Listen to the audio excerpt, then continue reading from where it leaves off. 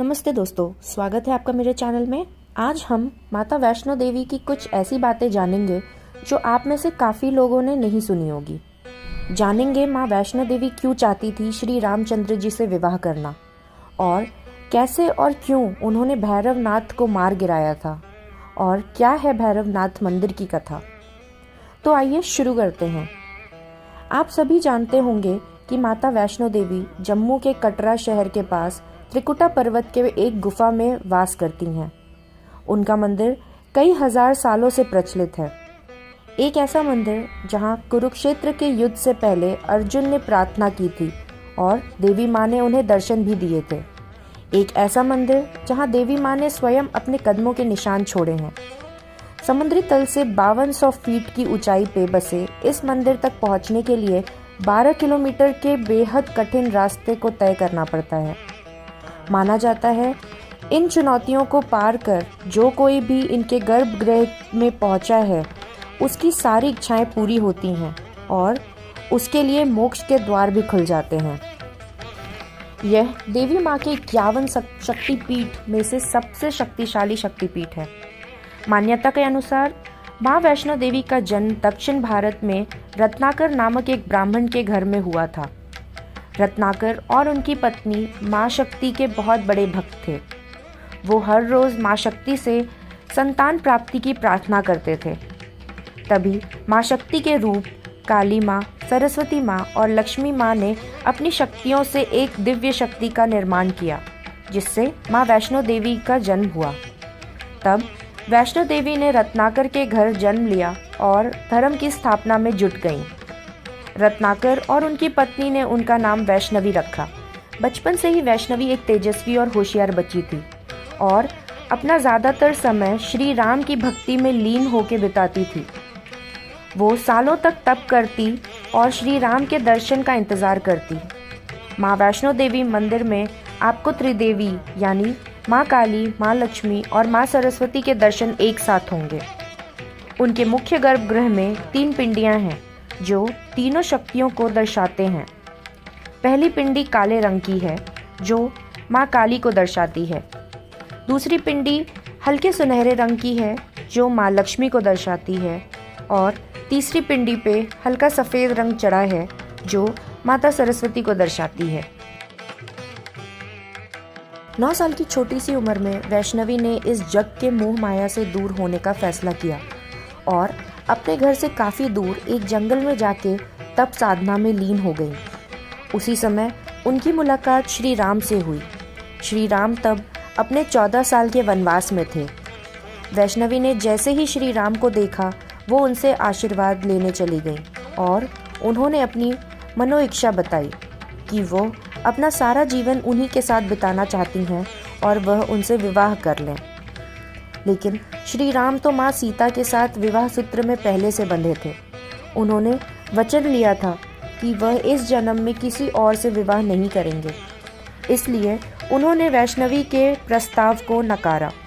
लेकिन वैष्णवी उनसे बार बार प्रार्थना करती रही।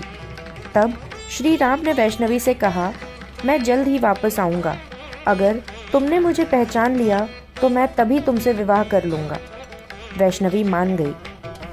सालों साल बीत गए। श्री राम ने रावण का वध किया और अयोध्या भी लौट आए जहाँ उनका राज्याभिषेक भी हुआ।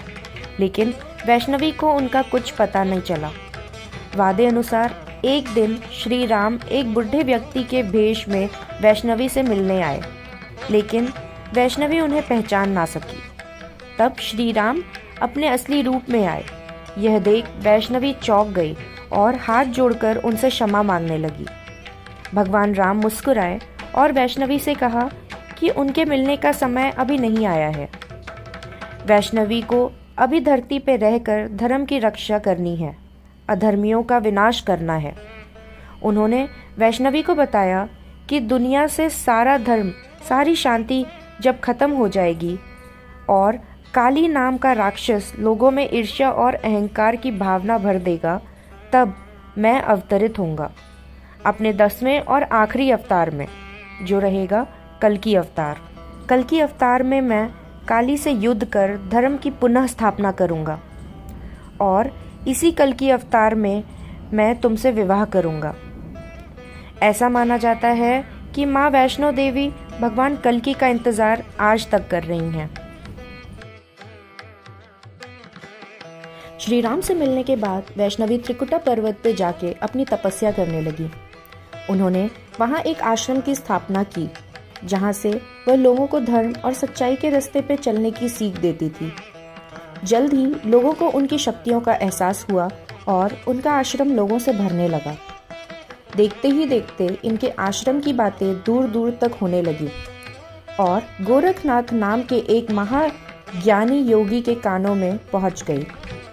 वह सोच में पड़ गए कि कौन ऐसे महातपस्वी है जिसके चर्चे उनसे भी ज़्यादा हो रहे हैं। इसका पता लगाने के लिए उन्होंने अपने एक शिष्य भैरवनाथ को भेजा। भैरवनाथ वैष्णवी पर नज़र रखने लगा। जैसे जैसे भैरवनाथ ने वैष्णवी का पीछा किया, उसने देखा वैष्णवी किसी आम तपस्वी से कई ज़्यादा शक्तिशाली और तेजस्वी है। यह देख के भैरवनाथ वैष्णवी के प्रति आकर्षित हो गया। एक दिन जब वैष्णवी जंगल में बैठ तपस्या कर रही थी, तब भैरव उनके सामने आया और उनसे कहने लगा कि वो उनसे विवाह कर ले। ये सुनकर वैष्णवी क्रोधित हो गई और उन्होंने भैरवनाथ के प्रस्ताव को ठुकरा दिया।